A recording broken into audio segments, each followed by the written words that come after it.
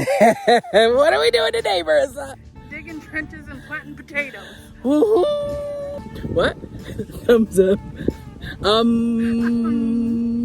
So we came down to the garden bed and it's just been freshly rototilled. And so we got to work and Marissa and I dug 2 trenches here. We each just took turns and we are going to be planting our potatoes into them. So this is quite exciting. Moving over to where our garlic is. There is, you know, a few garlic. Some of that is weed in there too, but whatever. We are going to put some onions in, but where we sort of have a little bit of a trench in the middle there, I'm gonna dig that, let myself have another space of walking. This basically is somewhat of a floodplain. So I'm thinking with having these trenches in here, it's going to allow that when the rains come, they're going to fill up the trenches and not the bed. Because basically what happened is we had 870 garlic cloves planted in these 2 beds here. We had a terrible frost and then we had a lot of flooding. And so all the garlic that was in that first bed, which had the majority, all of that basically flooded and rotted away. So we have none. I'm going to dig another trench here so that we can actually, again, if we get more heavy rains, which now that the summer is here, we shouldn't be seeing a whole lot of rains. If there is some rains, I'm hoping it'll just fill in the troughs. So.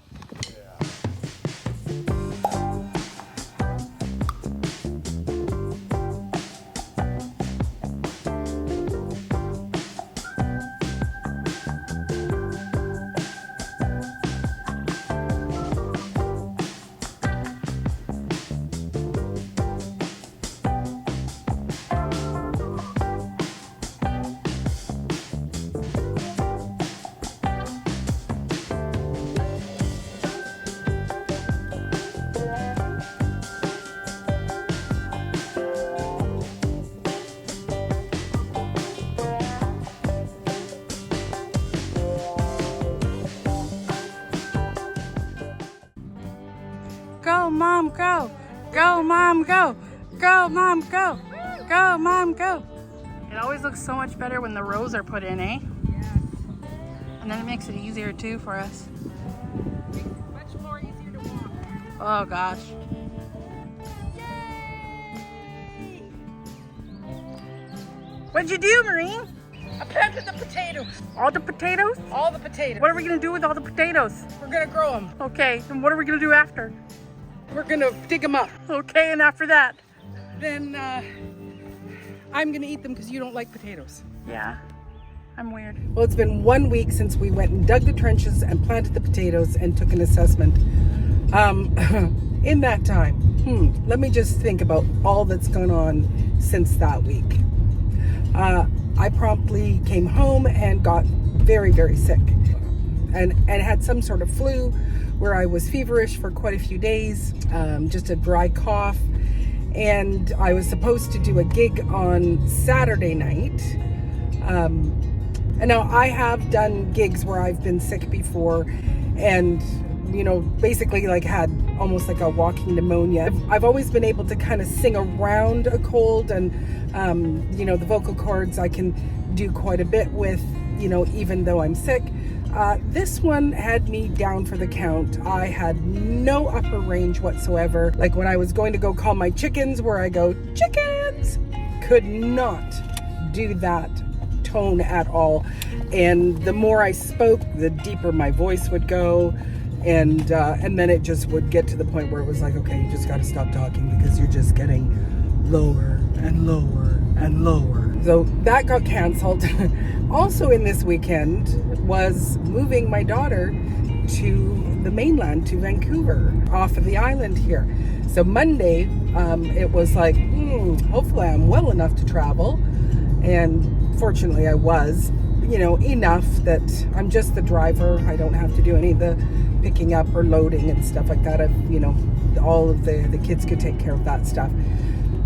So move her over and, you know, spend a couple of extra days at my sister's, just a little R&R and, you know, little heart-to-heart connections and things like that. And so then I just got back, basically got back, threw in my stuff, got some supplies, and then back in the car because we're gonna go and assess those potatoes because I'm not sure that I planted those potatoes deep enough. I've never planted potatoes in soil before. I've always done the Ruth Stout method where I'm just putting on straw or hay on top of the potatoes.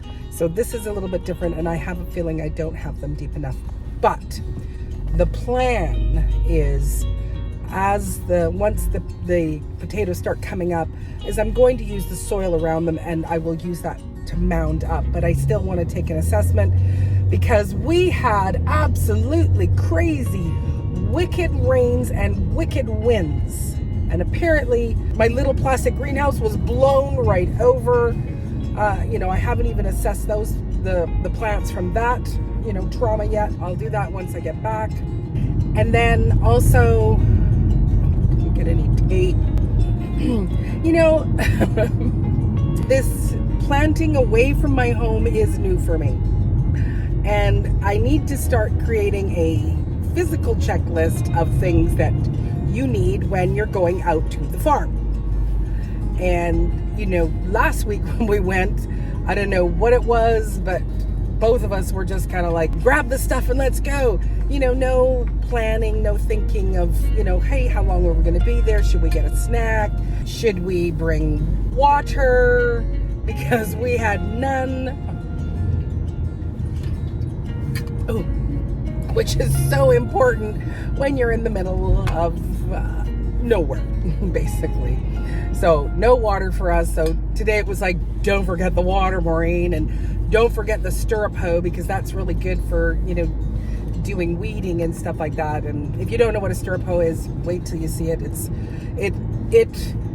The stirrup hoe was what changed my life, probably about 4 or 5 years ago, before I started gardening, because in all my gardens in the back there, I had 3-foot weeds. No lie, 3-foot weeds everywhere.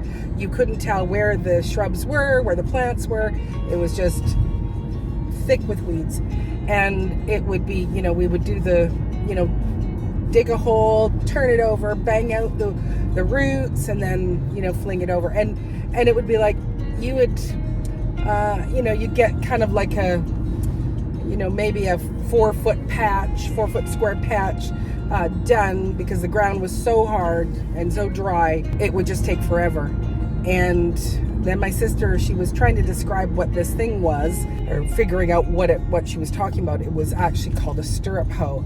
And that thing changed my life. It was where I could now, within an hour to 2 hours, I could mow down every single weed. Everything was done, and it wasn't time consuming, and it wasn't back breaking. It just helped the thing to flow. So like, I own like 3 of them. I don't know how to sharpen them yet. So once they get dull, I just go and get another one. So stirrup hoe. If you are new to gardening and you want to, combat your weeds, you want to get a stirrup hoe.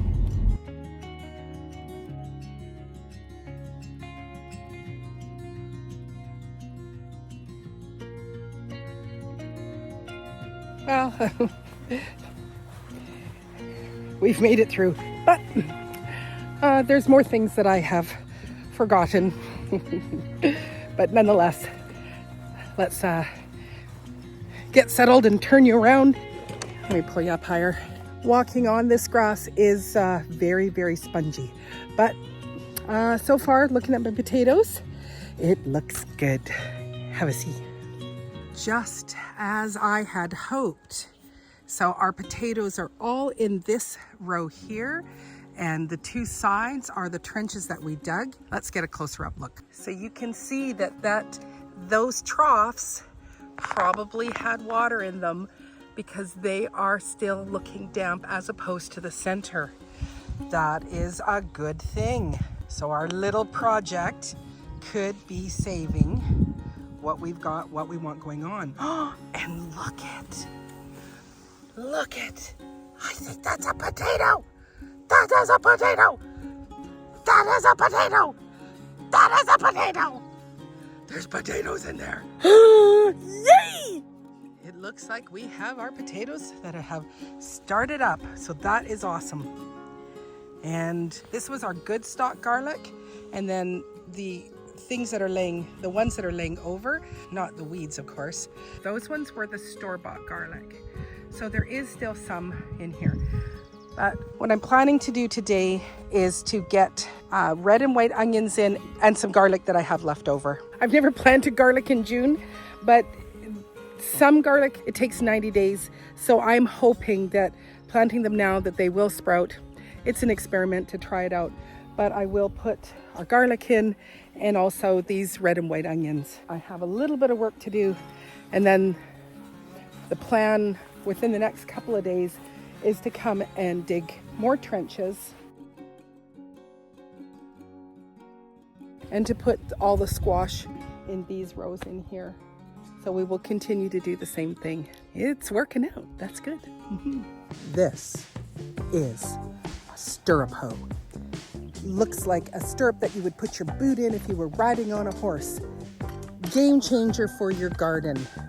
This one isn't that sharp. So I do need to figure out how to get in there and sharpen it, but it'll still do the trick. Fantastic. Nice long handle, and basically it just gets right underneath the root, so you can just kind of book it up. So you're just scraping it back and forth. So wonderful. So I'm going to start with the garlic because I just have a few garlic that we're going to plant in amongst the other ones, and but we are going to just do a little stirrup pulling.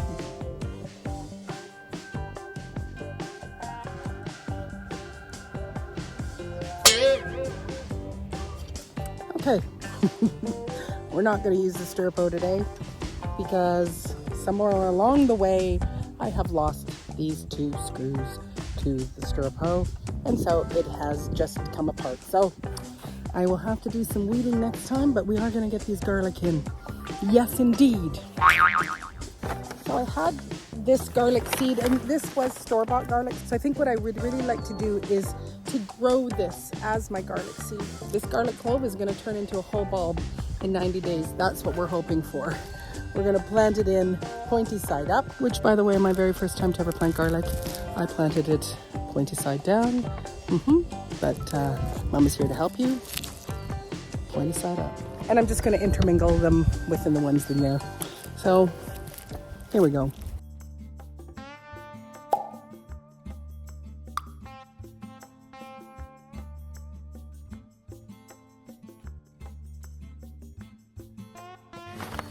So that little bit of garlic is in, and now I've got some onion starts, some red and some white and some yellow into this bed here, just kind of at the beginning of it. No point in going all the way to the end in this big long row, just because there isn't that much. If I have space at the end, then I could put something else there, right? Now, another thing I didn't bring on my list was a rake. Last week when we dug this trench, we pushed all of the straw out, and now I need to bring it back in. So I'll have to probably put it a little bit in by hand. But let's go and try to get these starts all put in. So I'm mostly gonna just do a lot of mix and match. They're kind of old. I don't know how successful they're going to be. Pull a couple of weeds out. We've got garlic. I'm not really certain how well these will all take, but we will give it a shot, and I think we'll just kind of make a nice little pile, see what's good, what's not. And now I'm not going to put these in very deep. In the past, I usually have a little dipper, poke a hole, and let it go, and I just find that they just need to go in just a little bit. This is about 4 inches, but I think we'll go a little bit more, and I'm just going to have them spread out so I can see what I'm doing. Yeah, that might, this one might work, he might not, and let's hope we can grow some. Now, another thing I do know about growing onions is that they need lots of nitrogen at the beginning, and I do not know if this garden bed has a lot of nitrogen in it. So I have brought some alfalfa. He's no good. He's no good. Alfalfa with me that I'm just going to sprinkle on top. Hopes that that this will take. No guarantees. Maybe I'll put them in the bucket. Lots of spiders in this garden bed. I've got some alfalfa here that we can just throw in and around. Give them some good nitrogen. Tucking them in. People say that onions are supposed to be easy to grow. I've not had successful sizing. I'm taking the time to try to learn about it.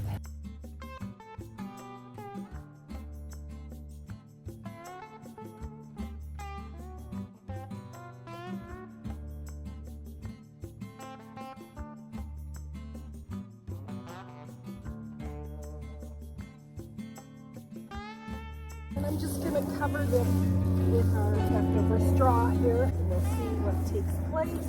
It's a little bit heavy.